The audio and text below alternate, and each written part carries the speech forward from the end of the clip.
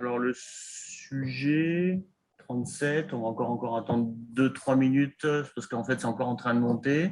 Donc, ça serait dommage. Donc, bienvenue à ceux qui viennent d'arriver, les six qui sont arrivés depuis tout à l'heure. Bienvenue dans cet atelier qui prend la suite de la matinée en fait sur Digital 113 sur les usages du numérique et comment en fait on peut s'en emparer dans cet atelier par le biais de la formation. Donc, ce qui nous intéresse en fait ici, c'est d'avoir aujourd'hui des retours d'expérience sur cette problématique de formation qui pour nous est un élément important d'évolution et de durabilité en fait du numérique responsable.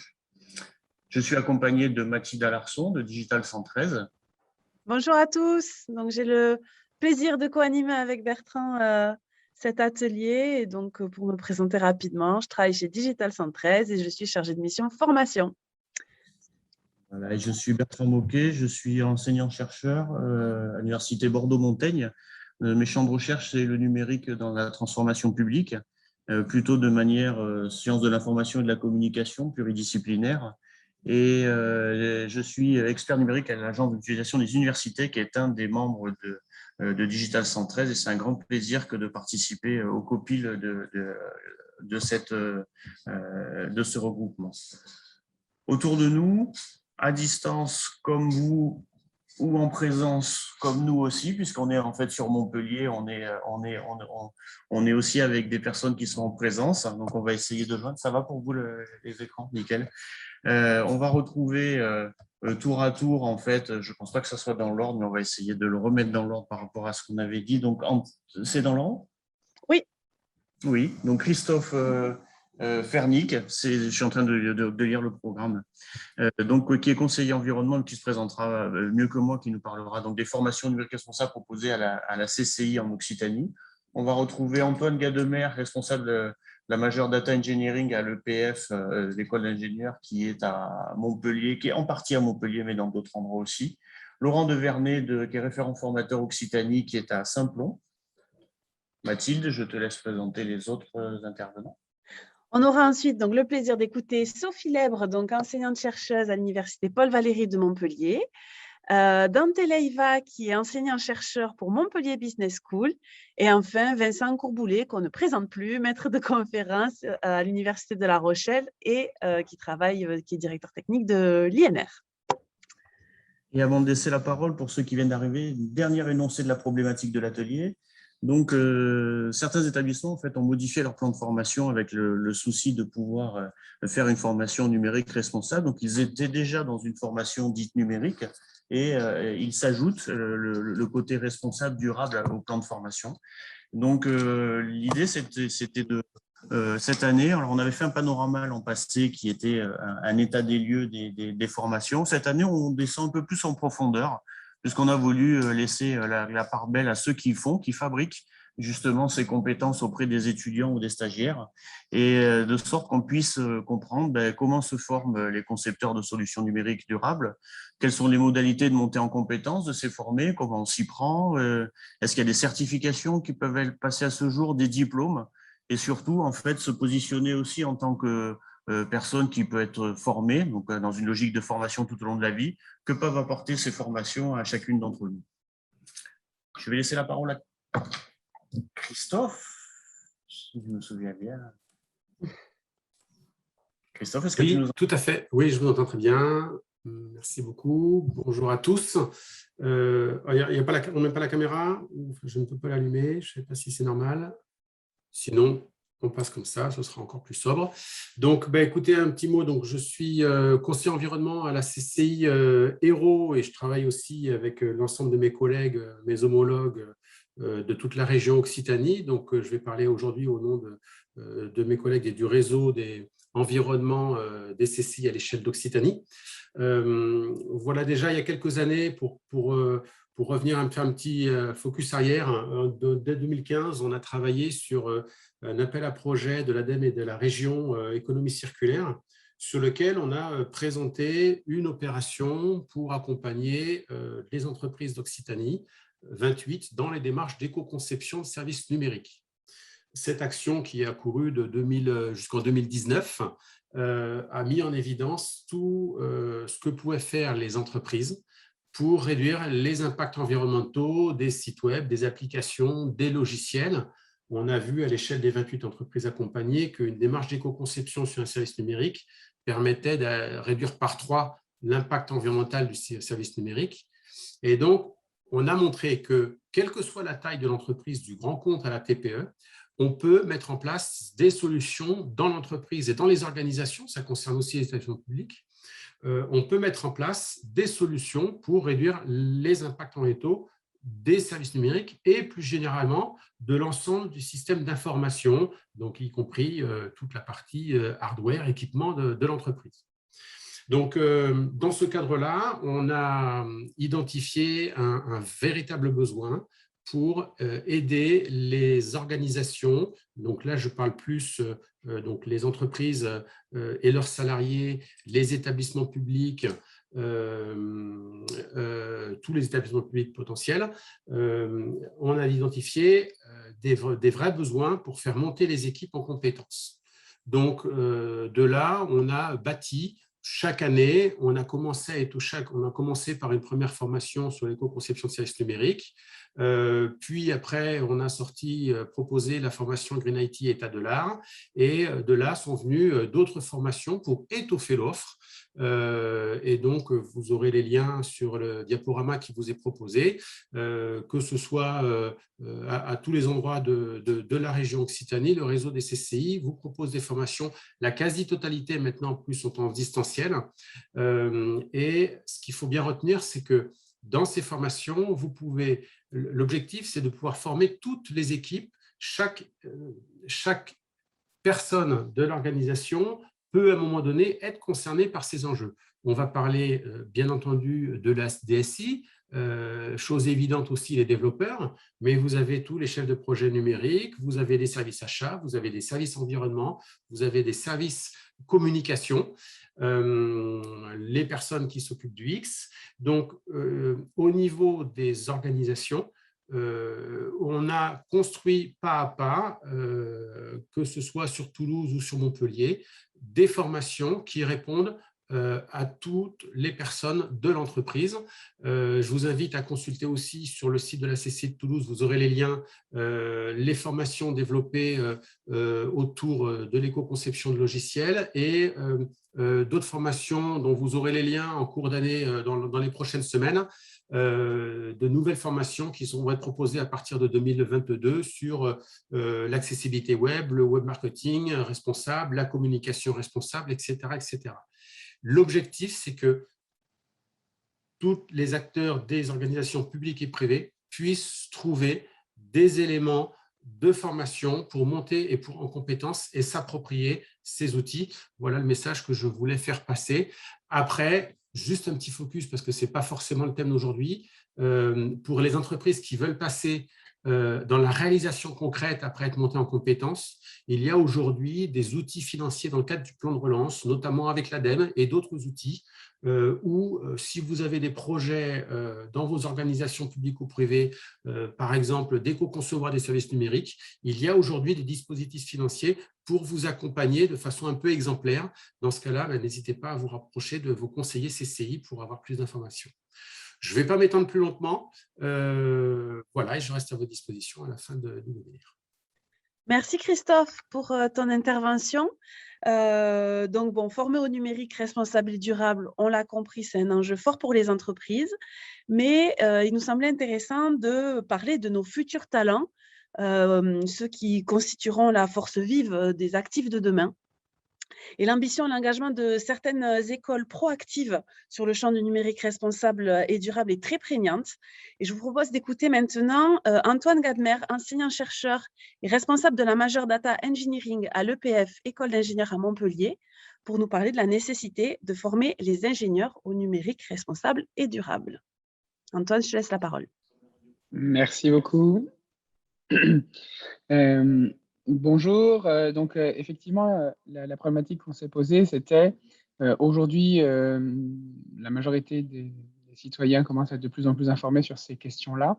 Est-ce que c'est nécessaire parce que c'est toujours nécessaire de former les futurs ingénieurs à cette problématique. Alors la problématique, elle est évidente, elle est la rencontre entre le mur écologique et les contraintes imposées par lui sur nos sociétés et une digitalisation croissante de la société, avec évidemment plein de choses attractives de ce côté-là. Et les formations, d'ailleurs, elles-mêmes, sont un parfait exemple de cette transformation digitale avec de plus en plus, à la fois dans le fond et la forme des enseignements, ces problématiques numériques. L'important ici, ça va être du coup que tout le monde puisse bien comprendre quels sont les impacts spécifiques du numérique, à la fois sur la partie fabrication, sur la partie consommation, et un peu l'effet rebond lié à la banalisation et au côté dématérialisé du numérique. Et l'objectif, je pense, de toutes les formations numériques responsables et durables, c'est d'arriver à trouver un équilibre pour renforcer les impacts positifs, réduire les impacts négatifs, et surtout faire ses choix en pleine conscience et de manière démocratique. Donc, j'ai essayé, pour essayer de comprendre mieux un peu la situation, d'effectuer un sondage auprès de nos étudiants, du coup, ingénieurs, généralistes, à la fois d'ailleurs sur une population, du coup, en troisième année où ils sont encore dans le socle généraliste, et ensuite en quatrième et cinquième année, les étudiants de ma formation, où du coup, ils sont formés justement à ces questions-là et voir si ces formations avaient un impact sur leur manière de percevoir les choses. Donc, le premier résultat que je peux vous montrer, c'est que donc là, ces diagrammes montrent, on va dire, l'évolution d'un étudiant qui passe de « je ne comprends pas, je ne connais pas le sujet » à je le comprends, je sais comment agir ou pas, et j'agis. Et on voit que malgré tout, aujourd'hui, dans la population étudiante, sur les questions du changement climatique, ils sont 40% à considérer qu'ils agissent dans leur vie quotidienne sur ces questions. Sur les problématiques déchets, pollution, on est autour de 40-50% aussi, et une proportion beaucoup plus faible, on va dire, sur l'impact du numérique, qui montre bien que cette question est encore peu documentée, en tout cas, qui n'a pas percolé partout. Et on voit que par rapport à la formation généraliste de troisième année, le graphique, le triangle bleu montre que plus on les forme et plus ils ont de connaissances, en tout cas, sur le sujet. Mais on voit aussi que malgré tout, le passage à l'action n'est pas immédiat. En tout cas, pas par rapport au niveau de connaissances. Et ça, c'est interrogeant. Au niveau de l'évaluation des connaissances, la première partie, c'était de savoir si c'était une auto-évaluation par rapport à leur positionnement, et si on leur pose des questions concrètes, on voit que l'évolution des connaissances effectivement augmente au fur et à mesure où on de la formation, ce qui veut dire que plus ils sont formés, plus ils comprennent. Ça, c'est déjà un bon point. Mais par contre, si on regarde l'évolution sur leur passage à l'action, justement, eh bien, on voit que ce passage à l'action est constant, que ce soit du coup de la troisième année, quatrième année, cinquième année. Et si on les interroge un peu sur leur pratique, on n'a pas de différence significative, on va dire, sur le temps qu'ils passent sur les réseaux sociaux, devant les vidéos, ou à la limite même probablement que les Bac plus 5, Bac plus 4, Bac plus 5 passent plus de temps d'ailleurs sur les outils numériques, puisqu'ils sont du coup dans des formations dédiées à ça. Et comme je vous l'ai dit, la formation elle-même utilise de plus en plus ces choses-là.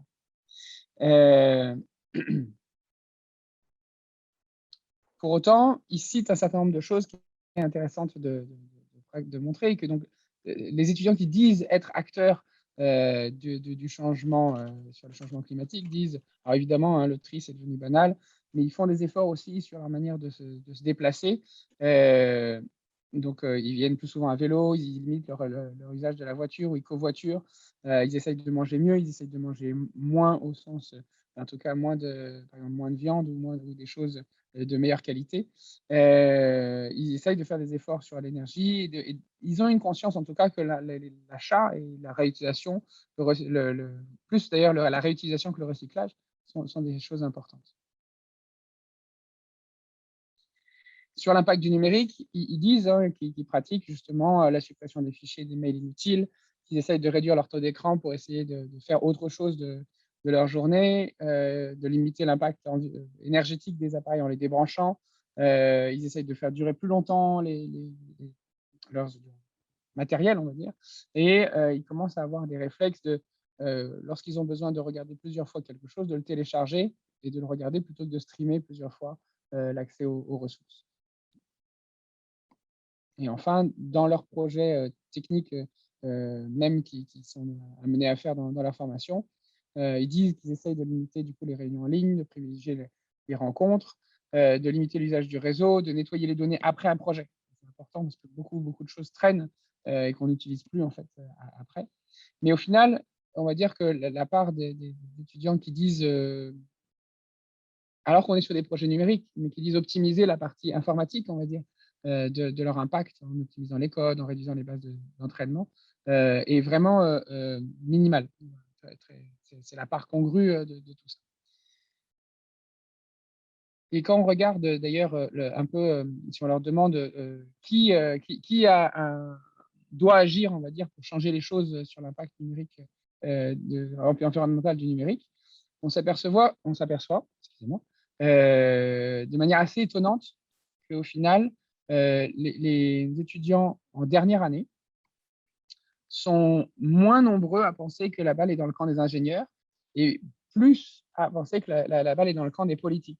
C'était un résultat assez étonnant du sondage pour moi, parce que pour les formes à devenir éco-responsables, j'aurais pu espérer qu'ils avaient l'impression qu'ils allaient pouvoir faire quelque chose. Et apparemment, on a alors peut-être que ça, j'ai deux pistes de réflexion par rapport à ça. Soit ils se sentent au pied du mur et que l'ingénieur, ils l'associent à eux-mêmes et donc ils se sentent peut-être, en tout cas, ils ont envie de rejeter la responsabilité un peu plus sur les autres, comme c'est très classique dans le triangle de l'inaction. La deuxième piste, c'est peut-être qu'effectivement, on les forme à la connaissance de l'impact environnemental et la réponse, majoritairement, si tu passes Mathilde à la dernière, la réponse, elle est principalement au niveau des éco-gestes. C'est-à-dire qu'en final, ce qu'ils retiennent, c'est que c'est notre responsabilité à tous, d'un point de vue utilisateur, dans notre gestion de nos usages du numérique, que c'est éventuellement aux politiques, c'est-à-dire aux groupes, aux collectifs, en tout cas, de prendre des décisions globales de manière à faire changer, on va dire, les politiques d'usage à l'échelle de la société. Mais très clairement, ils ont un vrai besoin d'accompagnement sur comment est-ce qu'en tant qu'ingénieurs dans leur futur métier, ils vont pouvoir mettre en œuvre ça. Et donc, aujourd'hui, je dirais que effectivement, la formation à la connaissance de l'impact environnemental du numérique, elle s'est déployée et elle se déploie de plus en plus, et que le besoin qui est relevé par cette étude, il est celui d'aller plus loin et d'arriver à les former à changer leur métier. Et ça, c'est un défi qui est encore plus grand. Et je pense que c'est une piste qui va être donnée du coup par l'ensemble de mes collègues qui vont continuer. Un grand merci Antoine pour ta présentation. Merci à tes étudiants qui ont bien voulu renseigner les enquêtes et pouvoir avoir une étude approfondie donc, sur l'année et l'impact de la formation. Nous accueillons maintenant Laurent Devernay, qui est référent formateur Occitanie à Saint-Plon. Laurent, tu peux te partager ta caméra maintenant, ça fonctionne. Ok, ça marche. Bonjour tout le monde. Donc, je vais commencer par vous présenter rapidement Saint-Plon pour donner un peu de contexte. Donc, c'est un peu particulier dans le sens où c'est un organisme de formation de l'économie sociale et solidaire qui vise à former à peu près tous les publics au métier du numérique et exclusivement à ces métiers-là. Donc, c'est-à-dire aussi bien des salariés que des demandeurs d'emploi. Initialement, c'était beaucoup de décrocheurs scolaires et le public s'est élargi. On a notamment beaucoup de personnes en reconversion. Donc, ce qui fait qu'on a 111, non, un peu plus de 111 maintenant centres de formation en France et à l'international et qu'on est à plus de 14 000 personnes formées. En fait, si je vous dis ça, c'est parce que l'idée, c'est qu'on forme énormément de personnes qui ont des profils très variés. Le postulat, c'est de proposer des formations gratuites et certifiantes. Et à côté de ça, c'est la préoccupation de ramener de la diversité dans le numérique, ce qui est un volet du numérique responsable. Et c'est pour ça qu'en 2019, on a publié un plaidoyer sur nos engagements sur ce sujet, dans le sens où on s'engageait à former l'ensemble de nos apprenants au numérique responsable. Donc, c'est ce qu'on va voir sur le slide suivant. Donc déjà, dans la mesure où on forme des professionnels du numérique, c'est sûr que c'est indispensable de les former au numérique responsable. Il faut que ce soit une composante de leur métier. C'est ce qu'on voit de plus en plus en entreprise. C'est un besoin qui est en train d'émerger dans pas mal d'entreprises. Et souvent, rarement ça motive du recrutement. Mais en tout cas, ces entreprises-là, quand elles cherchent des professionnels formés au numérique responsable, c'est compliqué à trouver aujourd'hui. Donc nous, pour ça, on a fait le choix de les former au plus tôt. Dans les 2 premières semaines de formation, il y a un moment où on va leur exposer un atelier d'1h30 sur le numérique responsable, sur les différents volets du numérique responsable, parce que c'est une bonne entrée en matière. On va dire que ça pose une ambiance et ça pose les bases pour la suite. L'idée, c'est de leur présenter pas seulement l'impact environnemental, mais aussi aller vers l'accessibilité, l'économie de l'attention, tout ce qui est cybersécurité, données personnelles, éthique, numérique inclusif. Donc, vraiment avoir un panel de ce qu'on peut faire pour que le numérique il reste respectueux de la planète et des personnes. Et à partir de là, c'est structurant pour les parcours de formation. C'est structurant parce que les apprenants, la plupart, vont s'emparer d'un de ces sujets et essayer de le creuser. Et eux, quand ils vont apprendre à développer, quand ils vont se former, ça va redéfinir leurs priorités. Quand ils vont chercher un emploi aussi par la suite aussi.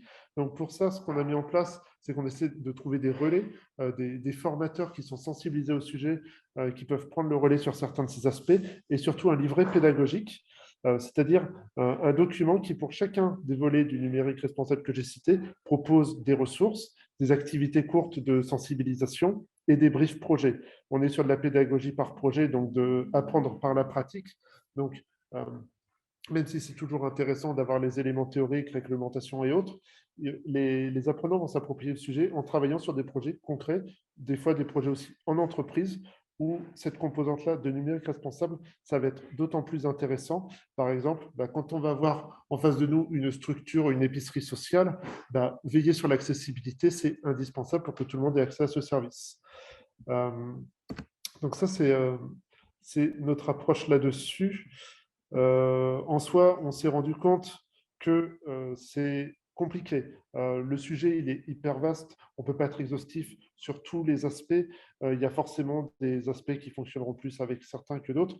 Donc, où on a changé notre façon de faire récemment, c'est qu'on inclut le numérique responsable via des objectifs mesurables dans les briefs projets, donc dans les sujets qu'on donne aux apprenants. Ça peut être imposer des mesures autour des erreurs d'accessibilité, autour du poids des pages, autour des failles de sécurité. Ça va être tous ces aspects-là qui vont aider à structurer les projets. Et en fait, c'est aussi le biais, entre guillemets, scolaire, où à partir du moment où ça compte dans la note, même si en l'occurrence, ce n'est pas noté, ça va inciter d'autant plus les apprenants à creuser le sujet et à faire au maximum pour aller le plus loin possible là-dessus. Donc, on a ce cadre-là qui est à peu près automatique pour diffuser le numérique responsable dans nos formations. Après, c'est aussi mettre les ressources à disposition, organiser des événements, des interventions sur le sujet, et c'est aussi montrer l'exemple. On a une plateforme qui s'appelle Simple Online qui nous sert justement à transmettre les briefs projets et à suivre l'évolution des compétences des apprenants. On a fait tout ce qu'on pouvait, et je pense honnêtement tout ce qu'il fallait pour que cette plateforme soit autant que possible éco-conçue et accessible pour tous, et sécurisée évidemment. C'est quand on achète du matériel informatique, par défaut, acheter du matériel reconditionné. Et donc, en fait, c'est tout un spectre d'actions qu'on arrive à mettre en place qui vont permettre de faire baigner les apprenants là-dedans pour que, encore une fois, c'est structurant pour leur formation et ça le sera aussi dans leur insertion professionnelle parce que ça va motiver leur choix et souvent, on va considérer que c'est un levier d'insertion professionnelle. On peut avoir 10, 20, 30 apprenants qui vont sortir avec le même diplôme, ils n'auront pas les mêmes projets personnels et ils ne mettront pas les mêmes valeurs en avant et c'est là-dessus que les entreprises vont faire la différence au moment du recrutement. Voilà, je fais le tour du sujet de mon côté. Merci Laurent pour ton témoignage. Je propose de continuer sur cette lancée pour discuter du comment on fait pour passer à la mise en pratique avec Sophie Lèbre, qui vient féminiser ces débats. Sophie est enseignante-chercheuse, maître de conférences au département mathématiques et informatique appliquée à l'université Paul Valéry de Montpellier. Et Sophie, je te laisse la parole. Merci Mathilde. Alors, c'est bon, vous m'entendez bien? Ok, super. Merci. Donc, effectivement, je vais faire un petit retour d'expérience sur notre pratique au sein du Master MIH à Montpellier. Donc, MIH, MIA, c'est pour mathématiques et informatique appliquée, et SHS aux sciences humaines et sociales. Donc, c'est vraiment une formation qui vise à former des data analysts, data scientists. Et donc, au cœur, il y a des pratiques numériques et puis il y a aussi l'impact de l'intelligence artificielle. Donc, depuis quelques années, on tenait à mettre l'accent sur l'impact du numérique et former nos étudiants. Mais former, c'est bien. Passer à la pratique, c'est plus difficile. On a fait une première expérience l'année dernière. Et à la fin des enseignements, mais il y avait effectivement ce manque de « ok, on a compris des choses, on a vu comment on pouvait faire certaines choses, mais passer le pas, ce n'est pas si évident ». Donc, pour accompagner les étudiants, ce qu'on a choisi de faire cette année, c'est déjà effectivement, comme le proposait précédemment Laurent, c'est de placer des interventions le plus tôt possible dans la formation pour pouvoir mettre en pratique dans les différents cours qui vont suivre. Donc pour ça, on s'est mis des objectifs accessibles dans un premier temps, pratiquer avec les étudiants, faire ensemble, accompagner et aussi se connecter à toutes les initiatives qui sont nombreuses en ce moment, qu'elles soient en présentiel ou en virtuel. Alors comme objectif accessible, on a misé d'abord sur 2 compétences, éco-conception des sites web et accessibilité au plus grand nombre. Même si nos objectifs sont beaucoup plus vastes à terme, notamment sur l'impact de l'intelligence artificielle. Et comment on a fait ça? À travers des projets, exactement comme Laurent le propose. Donc, un premier projet individuel pour une application directe du cours, une première mise en pratique. Et surtout, ce sur quoi on a beaucoup d'attentes cette année, ce sera une première expérience, un projet en groupe, donc qui a lieu tous les ans dans le cadre du Master MIH, qu'on appelle le marathon du web. Alors, c'est une semaine bloquée pour un travail en équipe, pour analyser des données et créer un site web pour représenter ces résultats en réponse à un commanditaire. Donc, le commanditaire, justement, il est en dehors de l'université. Ça va être une entreprise, une association, un service public. Il y a une demande particulière en développement numérique, analyse de données. Et donc, ce qu'on va ajouter cette année, c'est justement des objectifs en termes d'éco-conception et d'accessibilité. L'idée, c'est de vraiment accompagner par l'encadrement de ce projet et de lier avec des intervenants extérieurs à l'université, des entreprises, des associations, pour ensemble faire le pas vers la mise en pratique, vers des petites choses au début et puis étendre cela. D'ailleurs, si parmi les personnes présentes, vous avez peut-être envie de proposer des projets, ce sera en mars prochain, donc on démarre la collecte de sujets. N'hésitez pas à me contacter pour échanger là-dessus si vous avez envie de démarrer cette démarche d'analyse de données en éco-conception. Et en termes de ce qu'on a pensé aussi vraiment utile, même au sein des formations, c'est vraiment participer à tous les événements possibles pour en discuter, faire un petit peu alliance de nos forces. Et voilà, j'en ai cité quelques-uns auxquels on a participé. Et cette journée d'aujourd'hui aussi est un autre exemple. Voilà, c'est tout pour moi. Merci. Merci Sophie, je crois que l'appel est passé. Donc c'est vrai qu'avoir des idées d'atelier, c'est toujours intéressant pour des projets de formation.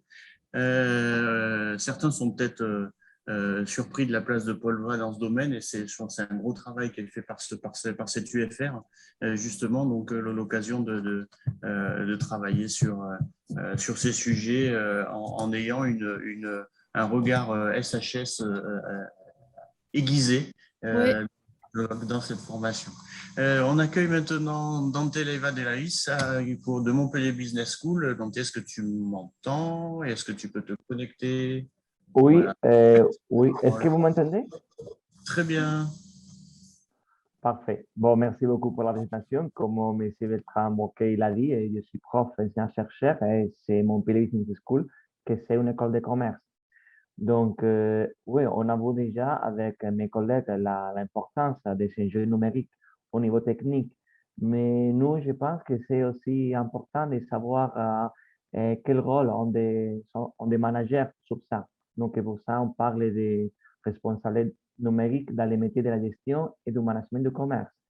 Bon, tout d'abord, on a besoin de partir des entreprises pour les nouveaux gradués pour savoir comment utiliser au maximum ces enjeux numériques, en même temps qu'avoir la capacité, l'habilité d'envisager l'évolution.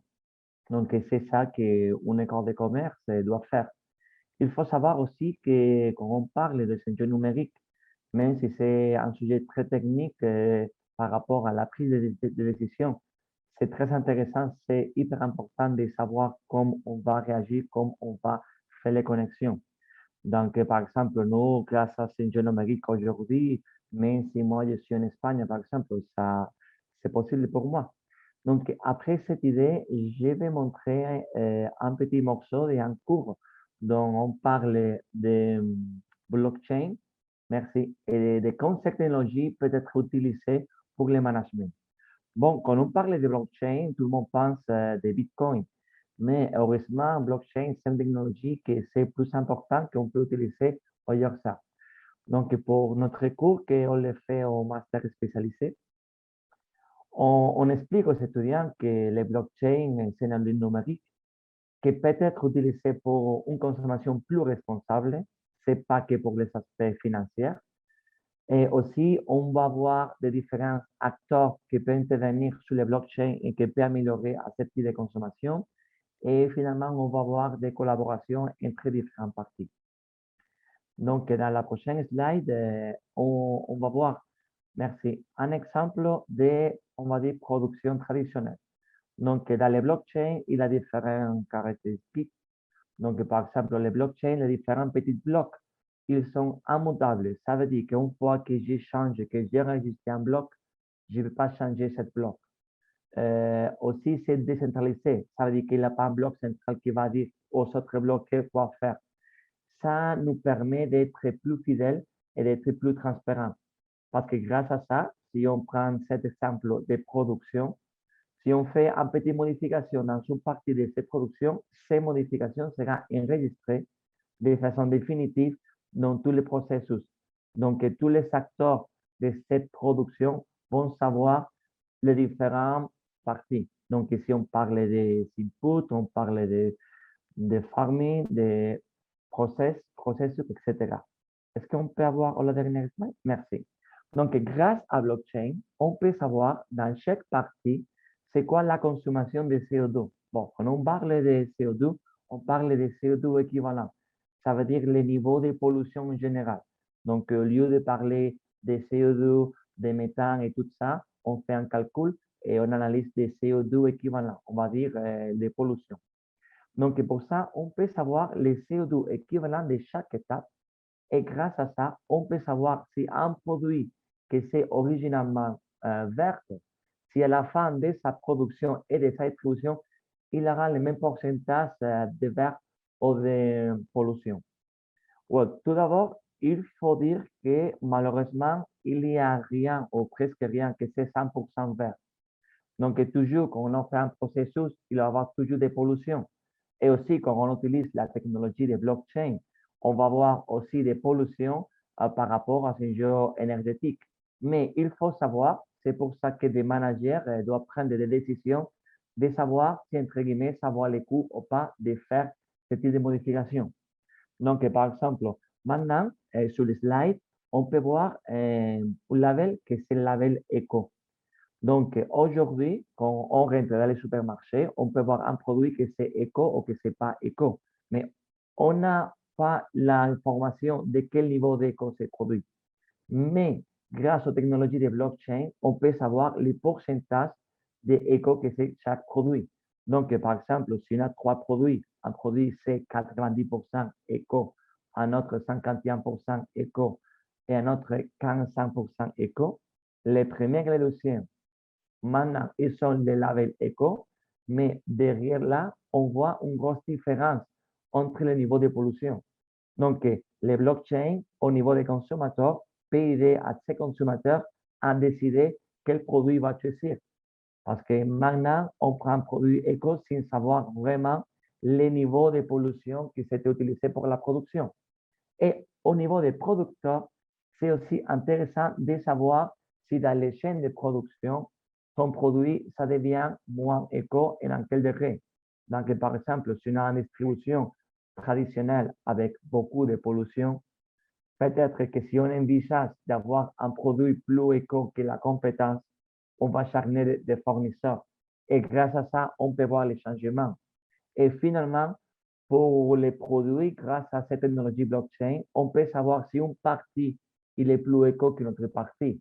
Parce que ça dépend tout le temps des différents facteurs qui changent au niveau d'évolution. Donc, c'est ça qu'on montre aux étudiants.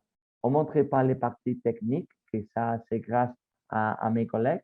Mais nous, en tant que manager, en tant que futur manager, il faut vraiment gérer et vraiment savoir comment réagir pour avoir un produit le plus vert, le plus environnemental possible. Merci beaucoup. Merci à toi, Dante, pour ces illustrations d'intégration du numérique responsable et durable dans les parcours métiers, y compris les métiers transversaux. Pour terminer cet atelier, je vous propose d'écouter Vincent Courboulet, donc, qui est maître de conférence, chargé de mission numérique responsable et durable à La Rochelle Université, directeur scientifique de l'Institut numérique responsable, mais aussi un des barons du numérique responsable et durable, qui est toujours très actif, plein de bonne humeur. On est toujours ravis de travailler avec lui. Ouais. Ah bah, pas de bol aujourd'hui, j'ai Ta une boîte. participation. Avec plaisir. Pas de bol aujourd'hui, je suis désolé, j'ai une voix de canard.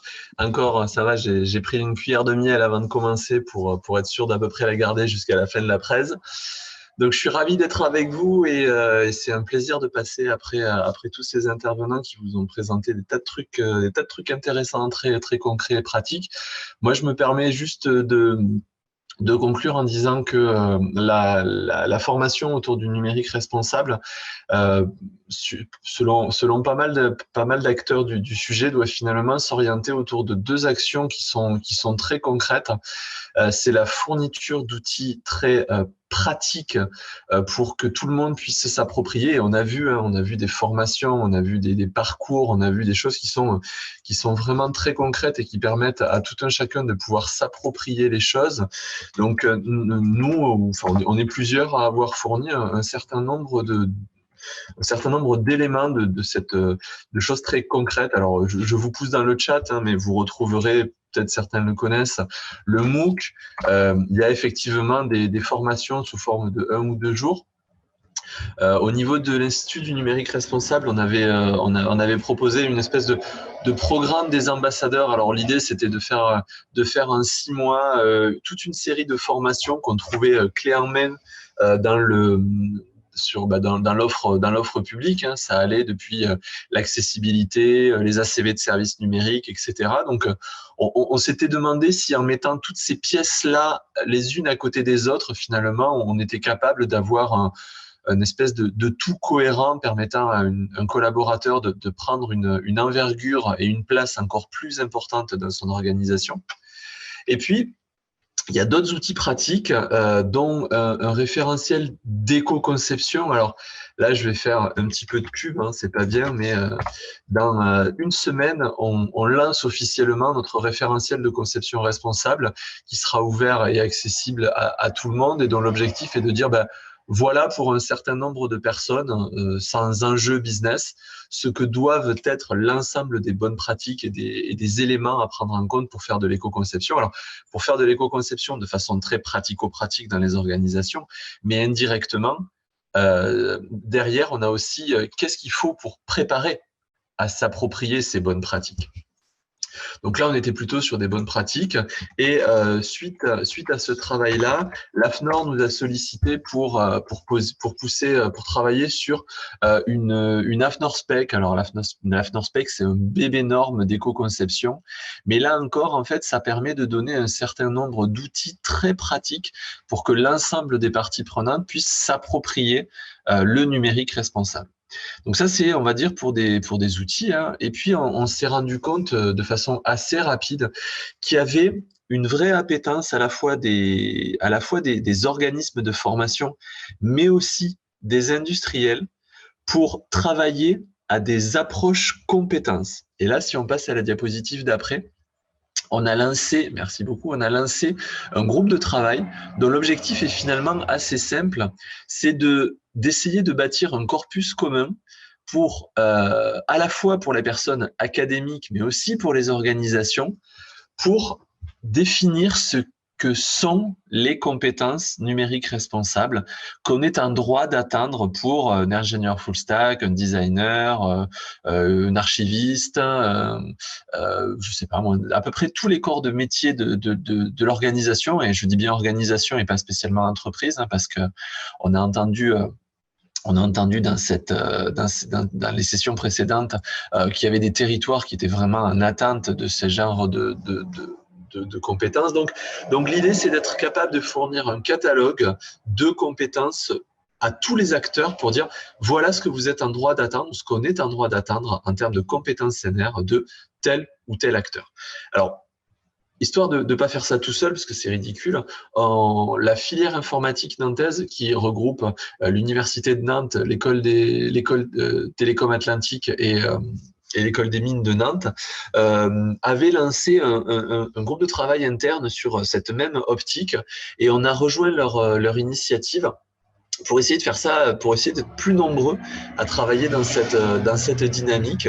Évidemment, on a décidé d'ouvrir cette réflexion qui est une approche compétence.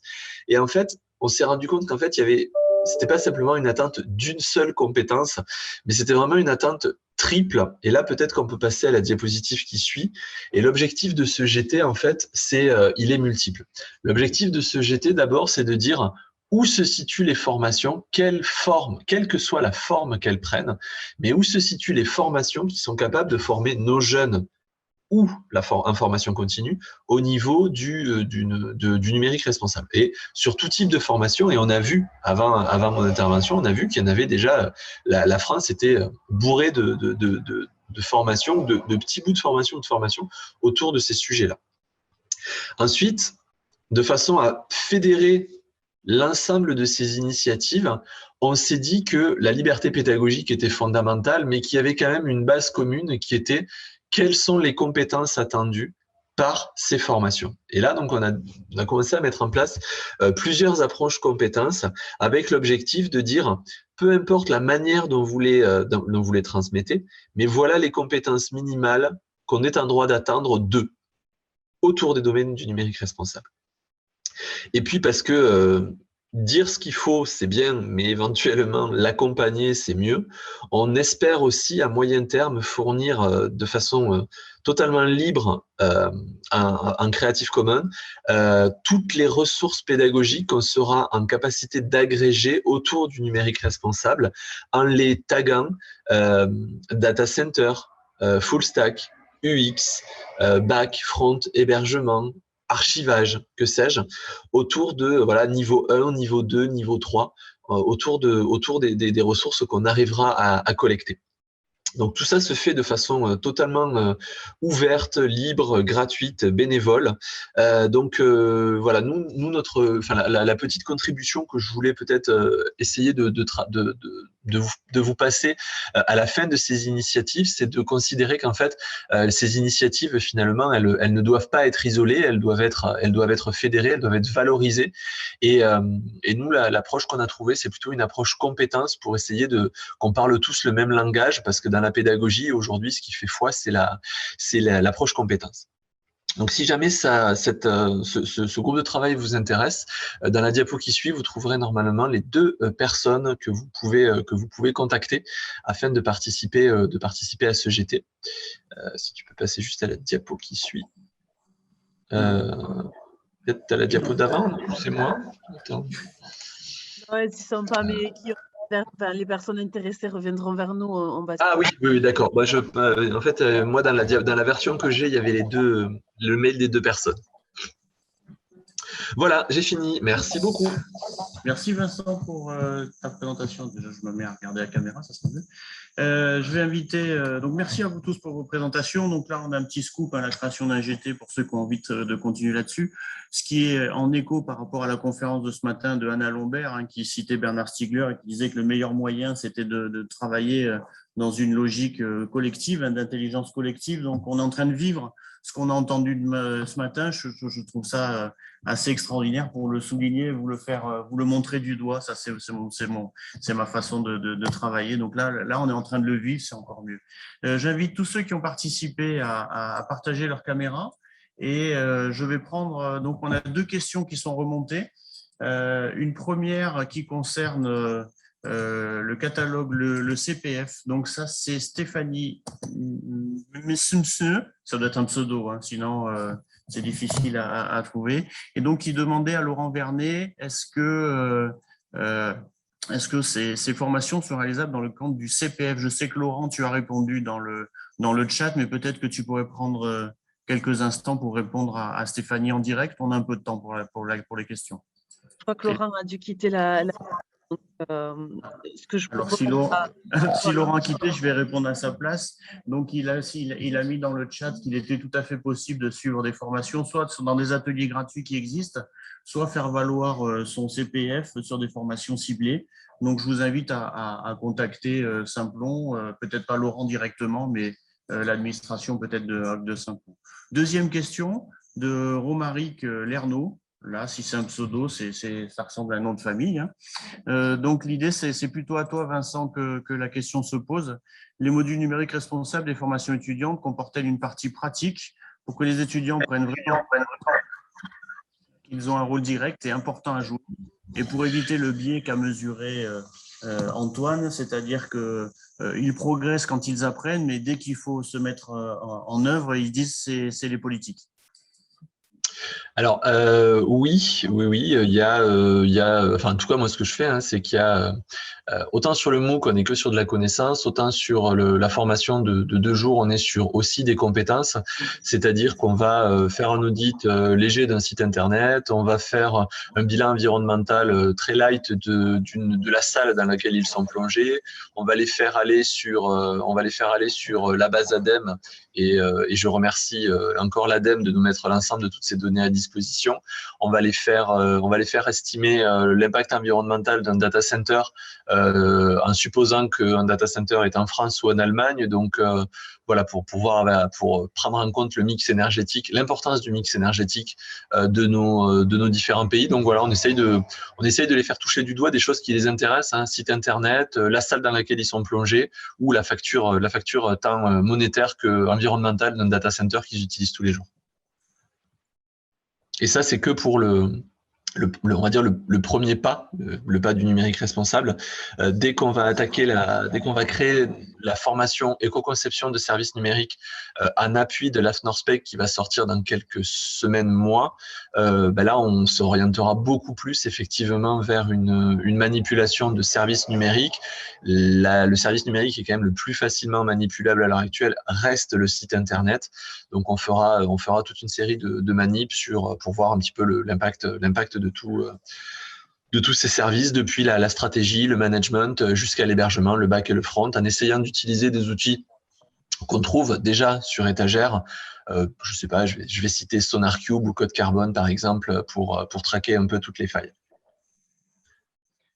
Merci Vincent, merci beaucoup. Avant de prendre la question de Mégane qui est sur la partie questions-réponses, une question dans la salle. Donc j'ai fait venir. Tu peux te présenter. Oui, bonjour à tous. Anne-Claire Dubreuil, je travaille au SICOVAL, à la transformation numérique. C'était une question pour Laurent Vernet de Simplon. Actuellement, l'État a lancé une grosse opération avec la formation de 4000 conseillers numériques qui sont là pour assurer l'inclusion numérique des habitants et voilà, de tout type de personnes qui a besoin de comprendre un petit peu mieux le monde dans lequel on vit. Question, est-ce que vous avez envisagé, puisque vous êtes largement formateur, Simplon, de ces conseillers numériques, est-ce que vous avez intégré dans vos programmes de formation, alors je sais que l'AFPA l'a fait, commence à le faire, est-ce que vous l'avez fait pour former les conseillers numériques? Est-ce que vous avez intégré ces notions de sobriété numérique? Parce que tant qu'à faire, les gens qui rentrent dans le numérique, autant qu'ils prennent immédiatement les bons réflexes sur l'achat de matériel reconditionné ou sur les usages. Et voilà, question, est-ce que vous avez intégré et comment vous le réalisez? Donc, Laurent n'étant pas là, je ne vais pas répondre à sa place. Par contre, il existe des plans de Si vous voulez, je peux limiter. Tu peux? Oui. Moi, si vous voulez, je peux limiter. Oui, oui, bien sûr, on l'a fait. Je crois qu'il était encore là. D'accord. C'est Vincent. Non, par contre, je sais qu'il existe des plans de formation. L'IDEM, dans les Pyrénées-Orientales, travaille avec le conseil départemental des Pyrénées-Orientales sur un plan de formation, un référentiel de formation qui est, pour le coup, une grande majorité sur la capacité à rentrer en communication avec la population, indépendamment du numérique. Déjà, d'être à l'écoute, de rentrer, de passer là-dessus, qui est un élément clé parce que il faut éviter que ce genre de personnel se positionne en sachant et il faut qu'ils écoutent et qu'ils soient capables de comprendre. Donc, il y a un plan de formation qui existe, ça doit être disponible sur l'IDEM, je pense, le site de l'IDEM, c'est eux qui sont opérateurs là-bas. Et voilà. Donc, pour les conseillers numériques, c'est un vrai enjeu. C'est 4000 emplois qui peuvent aider la population. Donc, c'est vrai c'est l'occasion de glisser discrètement des règles, des paramètres, etc. Des bonnes pratiques. Donc, s'ils sont que 4000, peut-être, c'est beaucoup, mais peut-être que ça sera déjà pour inverser quelque chose. Une dernière question, si vous voulez bien, pour Mégane, qui n'est pas une question finalement, c'est en fait, elle témoigne que « Oh, mais Vincent, qu'est-ce que tu as une bonne idée ?» Non, c'est pas comme ça qu'elle le dit, mais en fait, elle est volontaire pour rejoindre le GT. Est-ce qu'on peut trouver les informations en ligne? Alors, je vais vous envoyer directement. Alors, évidemment, ce que je vais faire là n'est absolument pas RGPD, tout ce que vous pouvez vous imaginer, mais je vais envoyer dans le chat les deux adresses mail des personnes qui pilotent le GT. D'accord, super. Donc, on ira que c'est toi qui les as donnés. Oui, oui, balancez, c'est pas grave. De toute façon, j'ai suffisamment de dossiers sur eux pour qu'ils me les foutent la paix. Alors là, on est carrément dans le pratique. Stéphanie qui demande, pouvez-vous donner effectivement la date de début de cette nouvelle formation pour le web marketing et le web design? Ça doit répondre à une remarque qui a lieu dans le chat sur actuellement formation sur l'expertise digitale. Je suis à la CCI. Je pense que c'est une question CCI. La formation web marketing, web design, c'est ça, Christophe? Ce n'était pas une question, c'était une remarque. Donc, elle est intéressée par la nouvelle formation à venir sur ce sujet web marketing. Donc, le programme est à venir, je pense, d'ici quelques semaines sur le site de la CCI de Toulouse. Donc, un petit peu de patience. Voilà. Donc, Stéphanie, vous avez votre réponse. -5, j'ai une grande question que je vais lire.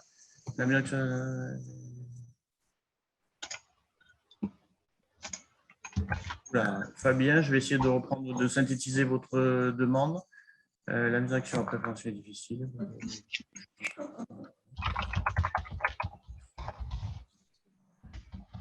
Donc là, au-delà de la formation, si je comprends bien votre question, Fabien, c'est au-delà des compétences, il s'agit de comment le mettre dans l'organisation.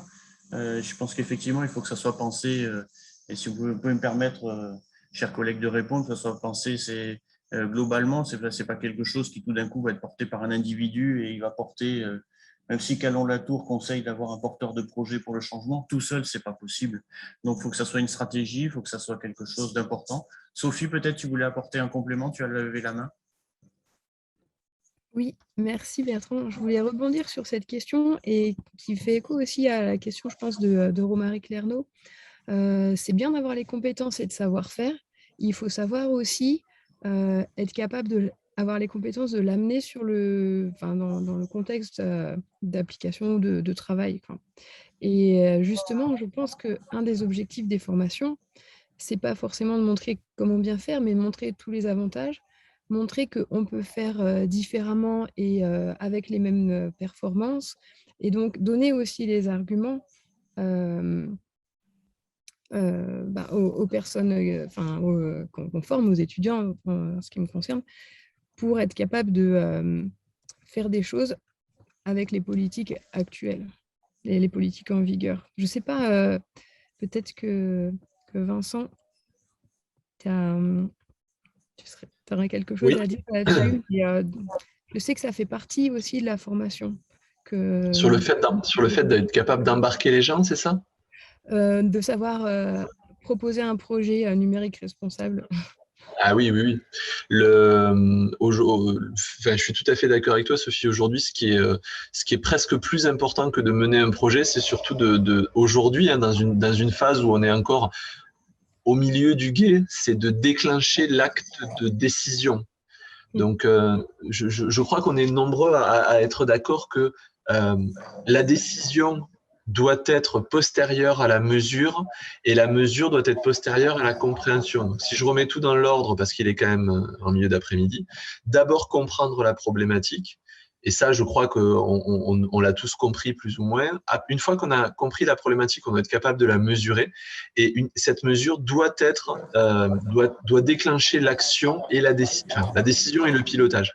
Mais souvent, en fait, les petites mains qu'on est tous sont capables de faire comprendre et de mesurer. Mais il faut vraiment être capable d'aller taper aux bonnes portes pour dire maintenant, c'est à vous de jouer.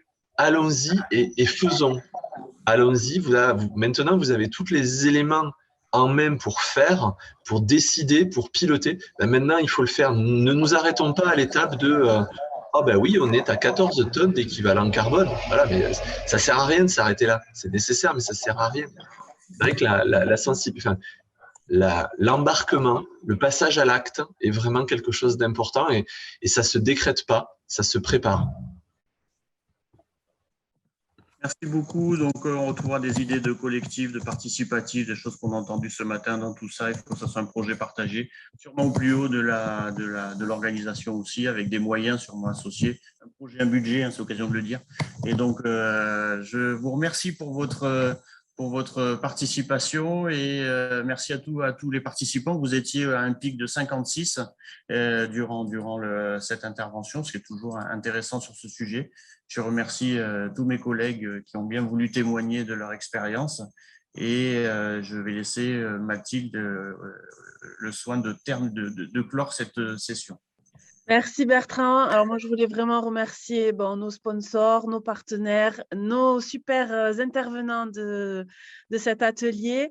Merci à tous. Évidemment, le support et le replay sera très prochainement accessible, que ce soit sur le site du Green IT ou sur la chaîne YouTube de Digital 113. Donc, n'hésitez pas à faire aussi un petit peu de veille et puis vous aurez dans nos newsletters toutes les infos quand tout ça sera accessible. Merci beaucoup. Il y a d'autres ateliers à partir de 15h30. N'hésitez pas à aller voir ce qui se passe. Il y a plein de choses encore intéressantes qui vont arriver. Et puis donc peut-être à tout à l'heure sur un prochain atelier.